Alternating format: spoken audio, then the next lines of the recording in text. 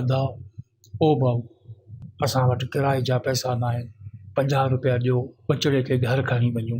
पर चाचा ही त बीमार पियो ॾिसिजे, इनखे अंदरि इस्पताल खणी वञो, इलाज करायोसि। पुट ही बीमार कोन्हे, लाश आहे।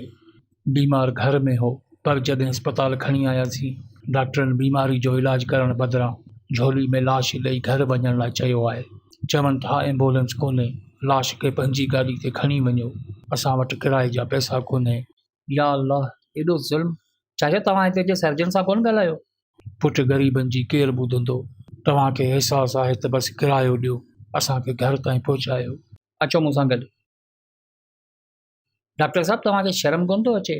तव्हां ते त फ़र्ज़ु आहे त इस्पताल में अचण वारे हर मरीज़ जो इलाज ईमानदारी सां करियो, ऐं तव्हां हिन ग़रीब जे पुट जो इलाज करण बदिरां इनखे लाश ॾेई असां रवानो करे छॾियो। तूं केरु आहीं ऐं तमीज़ सां ॻाल्हाए? इस्पताल आहे, उताक न।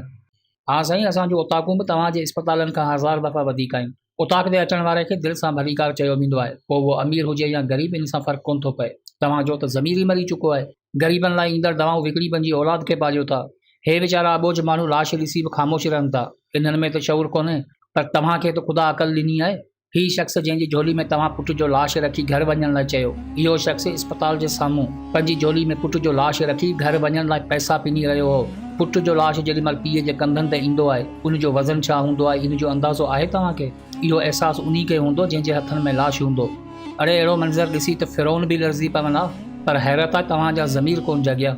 ज़िंदगी मौत अलाह जे हथ में हूंदी आहे, इन में असीं छा था करे सघूं? पोइ तव्हांजे डॉक्टर थियण मां फ़ाइदो कहिड़ो? हुकूमत खां पघार वठण जो फ़ाइदो कहिड़ो? तव्हांजे चवण मुताबिक़ जेको माण्हू बीमार थिए उहो इस्पताल में इलाज कराइण बदिरां घर में वेही मौत जो इंतज़ारु करे। वाह डॉक्टर वाह। अरे मथां खां दवाऊं कोन थियूं अचनि, इन में असांजो कहिड़ो ॾोह आहे? जेकी अचनि थियूं उनजो हिसाब किताब आहे तव्हां वटि?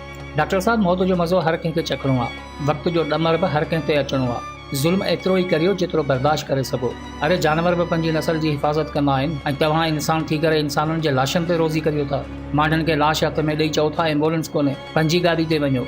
एतिरी अक़ल नाहे तव्हां में? जेकॾहिं इन्हनि माण्हुनि वटि एतिरा पैसा हुजनि हा, पोइ ही सरकारी इस्पतालनि में मरण छो अचनि हा? डॉक्टर साहब, पंहिंजो बहस हिन ग़रीब जी ज़िंदगी त वापसि कोन आणींदो, पर एतिरो ज़रूरु चवंदुसि, जंहिं इंसान जे दिलि में अहसासु नाहे उहो इंसान ई नाहे।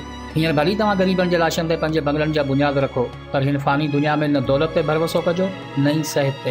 हिननि ग़रीबनि जो त हिते ॿुधण वारो केरु कोन्हे, पर यादि रखिजो, वक़्तु हिसाब ज़रूरु वठंदो आहे।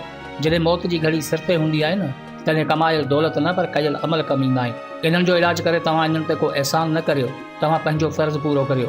पंहिंजी ऐं पंहिंजनि जी ज़िंदगी सभिनि खे प्यारी हूंदी आहे।